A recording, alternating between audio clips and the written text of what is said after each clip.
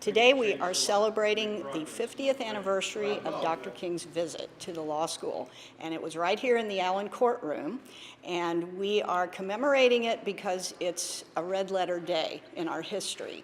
And just like Justice Brandeis is buried right outside the doors here in the portico, we think it's important for every law student and every person who works here to know that Dr. King visited here, because it's the only place that he ever visited at UofL, even though he visited Louisville many times in the 1960s. I was a law student here at the University of Louisville, and I was head of a speakers committee in our student government, and we invited lawyers and judges and other people, politicians, to come and speak. And I heard that Dr. King was going to be in town for a Southern Christian Leadership Conference meeting, and his brother, A.D. Williams King, was a friend of mine, so I called A.D. and said, "Hey, can you get Dr. King to come to the university?" And he said, "I bet I can." The courtroom was filled, and the people who couldn't get in, some were hanging outside on the walls, looking through open windows and listening, and others were outside the front door watching him come in and then watching him go out, but they didn't get to hear the speech.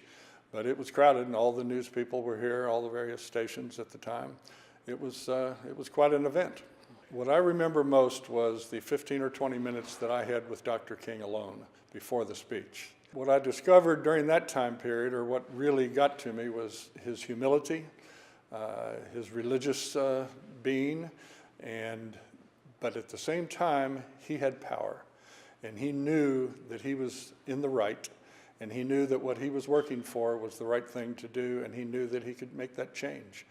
And so he was absolutely dead set to accomplish that.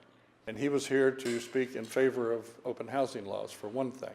And he did that in addition to his SCLC meeting and his meeting with us.